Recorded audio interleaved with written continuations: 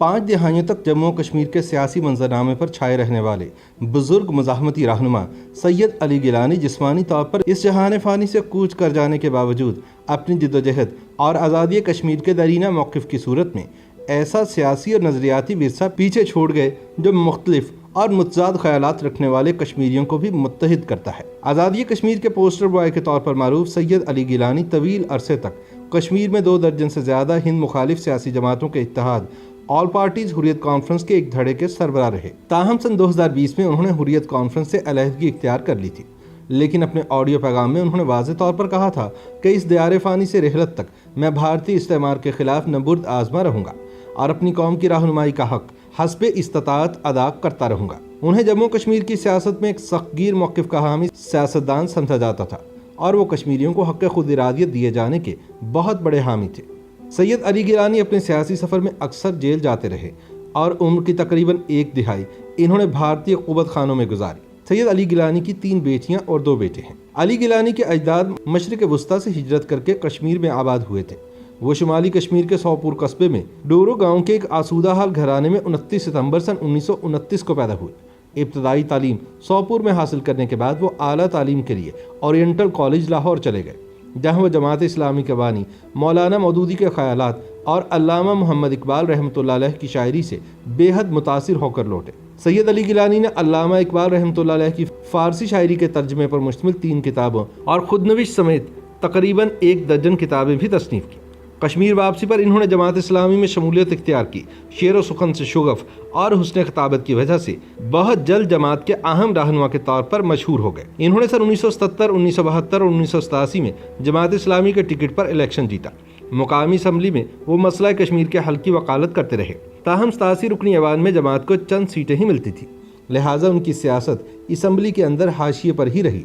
سن 1987 میں گیلانی نے مسئلہ کشمیر کے حل کی حامی پاکستان نواز تنظیموں کے اتحاد مسلم متحدہ محاذ کی حمایت میں الیکشن لڑ کر اس وقت کے کٹ پتلی وزیر اعلیٰ فاروق عبداللہ کو تاریخی چیلنج پیش کیا۔ تاہم انتخابات میں بدترین دھاندلیوں اور کانگریس کی حمایت سے فاروق عبداللہ اقتدار برقرار رکھنے میں کامیاب ہو گئے۔ تاہم سید علی گیلانی سمیت محاذ کے دیگر کئی امیدواروں نے بھی الیکشن جیت دیا۔ چند سال بعد جب کشمیر میں پاکستان کی حمایت سے مقامی حریت پسندوں نے بھارت سے آزادی کی جدوجہد شروع کی اور محاذ کے رکن اسمبلی عبدالرزاق پر اسرار حالات میں مارے گئے تو گیلانی سمیت 4 اراکین اسمبلی اپنی رکنیت سے مستعفی ہو گئے۔ ان کے ساتھ روشن خیال پیپلز کانفرنس کے رہنما عبدالغنی لون نے بھی استعفیٰ دیا اور دونوں نے تحریک آزادی کی حمایت کا اعلان کر دیا، لیکن صرف 2 سال کے اندر کشمیر میں گورنر راج نافذ ہوا اور فاروق عبداللہ لندن بھاگ گئے۔ علی گیلانی نے مسلح تحریک کی کھل کر حمایت کی اور اسے کشمیریوں کی طرف سے تنگ آمد بجنگ آمد کے مصداق ایک رد عمل قرار دیا۔ انہوں نے کشمیر کو پاکستان کا فطری حصہ قرار دے کر مسئلہ کشمیر کو تقسیم ہند کا نامکمل ایجنڈا قرار دیا۔ سن 1990 کی دہائی کے اوائل میں ہی گیلانی ایک مقبول عام سیاسی رہنما کے طور پر ابھرے، لیکن عبدالغنی لون کے ساتھ ان کے نظریاتی اختلافات کھل کر سامنے آئے۔ BBC کی ایک رپورٹ کے مطابق علی گیلانی مسئلہ کشمیر کو اسلامی مسئلہ کہتے تھے، جبکہ لون اسے خالص سیاسی مسئلہ قرار دیتے تھے۔ اسی دوران اسلام آباد نے پاکستان نواز عسکری گروپوں کی کھل کر حمایت کی اور جموں کشمیر لبریشن فرنٹ جیسی تنظیموں کو نظر انداز کیا، جس کے نتیجے میں حزب المجاہدین اور پاکستان سے مکمل آزادی کی خواہاں جماعتوں کے درمیان نظریاتی جنگ چھڑ گئی۔ سینکڑوں عسکریت پسند تصادموں میں شہید ہوئے۔ اس پس منظر میں گیلانی اور لون نے کل جماعتی حریت کانفرنس کے قیام میں کلیدی کردار نبھایا اور نظریاتی جنگ تھم گئی۔ حریت میں دونوں مکاتب فکر کی جماعتیں تھیں۔ حریت کانفرنس نے اقوام متحدہ کی قراردادوں پر عمل کو بنیادی مطالبہ بنایا اور کشمیریوں، پاکستان اور بھارت کے درمیان بیک وقت مذاکرات کے متبادل کے طور پر پیش کیا، لیکن سن 1996 میں سخت ترین فوجی محاصرے میں ہوئے انتخابات کے بعد جب کٹ پتلی فاروق عبداللہ نے دوبارہ اقتدار سنبھالا تو نئی دہلی نے حریت پسندوں کے ساتھ 2 طرفہ مذاکرات کی کوششوں کا آغاز کر دیا۔ ان کوششوں کی وجہ سے سید علی گیلانی اور دیگر رہنماؤں کے موقف واضح طور پر متصادم ہوئے۔ سن 2002 میں عبدالغنی لون کے قتل کے بعد جب کشمیر میں انتخابات ہوئے تو بڑی تعداد میں لوگوں نے ووٹ ڈالے۔ سید علی گیلانی نے حریت کی اس وقت کی قیادت پر الزام عائد کیا کہ اس نے الیکشن بائیکاٹ میں سنجیدگی نہیں دکھائی۔ اسی اختلاف پر وہ اپنی حمایتیوں سمیت حریت سے الگ ہو گئے اور حریت کانفرنس کے سربراہ بن گئے۔ اس کے بعد سید علی گیلانی کا دھڑا سخت گیر کہلانے لگا اور میر وائز کی سربراہی والا دھڑا ماڈریٹ یعنی اعتدال پسند قرار دیا گیا۔ امریکہ پر 9/11 کے حملوں کے بعد پاکستان کی خارجہ پالیسی آزمائشی دور سے گزر رہی تھی۔ ملک کی کمان فوجی حکمران پرویز مشرف کے ہاتھ میں تھی اور امریکہ نے پاکستان کو دہشت گردی مخالف جنگ میں اپنا حلیف بنا لیا تھا۔ اسی اثنا میں نئی دہلی نے بھی حریت کانفرنس کی ماڈریٹ قیادت کے ساتھ پینگیں بڑھانا شروع کر دی۔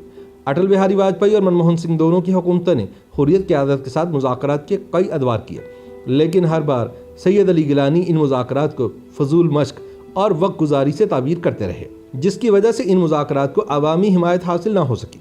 मुज़ाकरात की मुखालफत पर दिल्ली में अक्सर हलकों ने गिलानी के एतराज़ को पाकिस्तानी कारस्तानी बताया, लेकिन जब मुशर्रफ ने अक़वाम मुत्तहिदा की करारदादों को किनारे करके मसला कश्मीर के हल का 4 निकाती फार्मूला पेश किया तो सैयद अली गिलानी ने इसकी भी खुलकर मुखालफत की। नई दिल्ली में पाकिस्तानी सफारतखाने में मुशर्रफ और सैयद अली गिलानी के दरमियान सन 2005 में होने वाली मुलाकात में उन्होंने परवेज़ मुशर्रफ से कहा कि उन्हें कश्मीरियों को इत्मीनान में लिए बगैर उनके सियासी मुस्तकबिल का एकतरफा फैसला लेने का हक हासिल नहीं है। सैयद अली गिलानी के रुखसत होने के बाद मुशर्रफ ने पंजाबी ज़बान में अपने साथियों से कहा कि बाबा जी नूं गल समझ नहीं आती, इन्हां नूं की पता कि टेक्निकल रिट्रीट की हुंदा है। लेकिन सेंट्रल यूनिवर्सिटी ऑफ कश्मीर के प्रोफेसर शेख शौकत हुसैन कहते हैं कि पाकिस्तान को चैलेंज करने से अली गिलानी की मकबूलियत में इजाफा हुआ, उनका मौक़िफ़ मज़ीद मजबूत हुआ और वो नौजवानों के लीडर बन गए।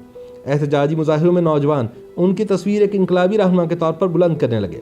गिलानी ने कई मरतबा कहा कि नई दिल्ली के कई मसालतकारों ने उनसे रब्ता करके उनसे मौक़िफ़ में लचक लाने की फरमाइश की, ताहम वो इरादा करते रहे कि मसला कश्मीर अक़वाम मुत्तहिदा की करारदादों की रोशनी में हल होना है और अगर इसमें नई दिल्ली को दिक्कत है तो पाकिस्तान, भारत और कश्मीरी क़यादत के दरमियान बैक वक्त सैफरी की बातचीत भी एक मुतबादिल है।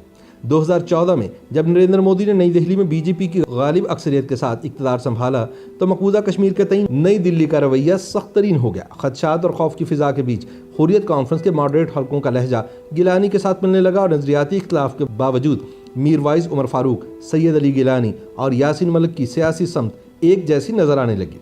सन 2016 में मकबूल अस्करियत पसंद कमांडर बुरहान वानी की शहादत के बाद बर्पा होने वाली अवामी तहरीक ने तीनों रहनुमाओं को मुश्तरका मज़ाहमती फोरम नामी बैनर तले इकट्ठा किया और अवाम की गालिब अक्सरियत ने इस इत्तेहाद पर भरपूर इत्मीनान का इजहार भी किया, क्योंकि फोरम की अपीलों पर हड़तालें होती थीं और मुजाहरे भी होते थे।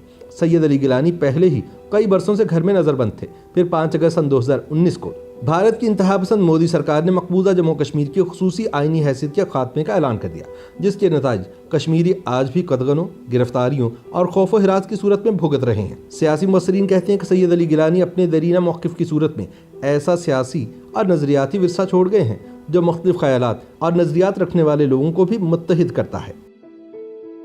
YouTube पर गूगली न्यूज देखने के लिए youtube.com की सर्च बार में गूगली न्यूज टीवी टाइप करें। गूगली न्यूज के पेज पर सुर्ख रंग के सब्सक्रिप्शन वाले बटन पर क्लिक करना ना भूलिए। YouTube पेज पर अपलोड होने वाली वीडियोस से बाखबर रहने के लिए बेल आइकन पर क्लिक कीजिए। आपको हर नई वीडियो के बारे में नोटिफिकेशन मौसूल हो जाएगा।